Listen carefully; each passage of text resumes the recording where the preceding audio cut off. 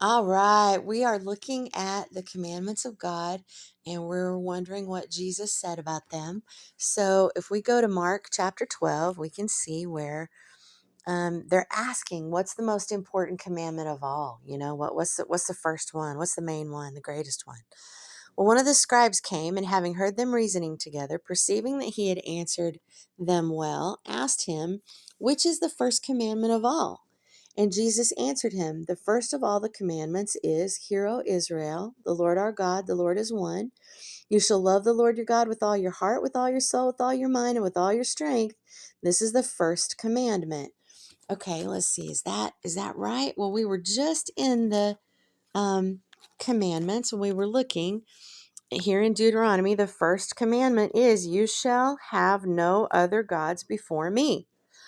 And after we go through hearing all of the 10 commandments that are given in the presence of God's people,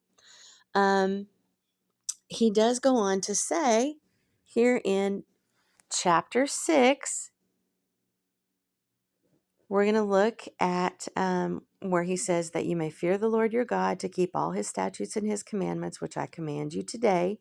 We looked over that, right?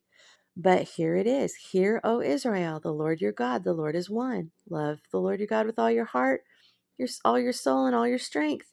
And these words I command you today shall be in your heart. Teach them diligently to your children. Talk of them when you sit in your house, when you walk by the way, when you lie down, when you rise up. Bind them as a sign on your hand, and they'll be as frontlets between your eyes. You shall write them on the doorposts of your house and on your gates. Now, I love this. There's a lot of meat in this verse right here. So he's saying, the things I command you today shall be in your heart. Isn't that what Jesus says? The new covenant, I'll write my laws on your heart. So here they're getting written in stone. Here's the written contract. Here we're entering the marriage, right? But it's got to be in your heart for you to really be in it. So then he's saying, you'll bind them as a sign on your hand and as frontlets between your eyes. What do we do with our hands? Everything. Our actions are performed by our hands. Our work is done by our hands, right? Our planting, our sowing, it's all done by our hands. When we shake in agreement, right? When we enter into contract and we shake, we're agreeing. But when it's between our eyes, it's in our mind. It's right there, that prefrontal cortex. I believe this to be the truth, and this is the way I'm walking in it. That's our sign, right? That's how we're sealed in God. We believe this to be the truth, and our actions follow that truth. But okay, that's just the first one, right? That we were looking at of what Jesus said is the first commandment. So now let's take a look at what the second part would be. So he says, this is the first commandment, and the second, like it, is this: you shall love your neighbor as yourself. There is no other commandment greater than these. So there's just two, right? Just love the Lord your God with all your heart and love your neighbor as yourself. That sounds pretty simple. But let's take a look at how Jesus breaks this down, really, because he will.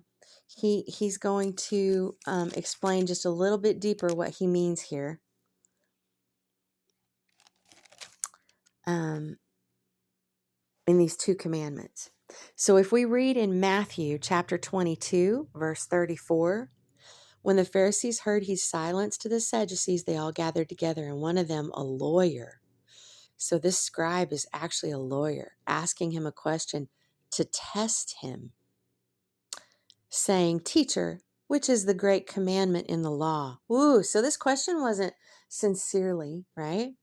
And Jesus said to him, they're wanting to test him. And Jesus said, you shall love the Lord your God with all your heart, with all your soul, with all your mind.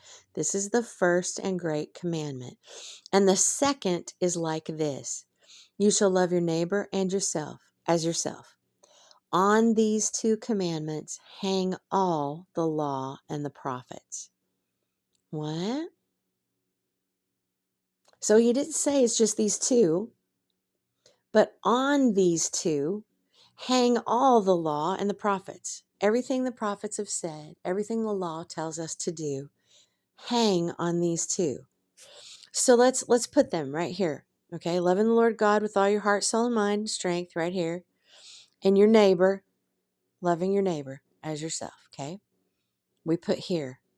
Well, when we look at the commandments of God, 1 through 4 of those 10 commandments, no other gods before me, worship no idols, no graven images, right? Don't take the Lord's name in vain, and honor God's holy day, the Sabbath, the seventh day. All of those are the ways that we show our love to God above all else. Then how do we show our love to our neighbor?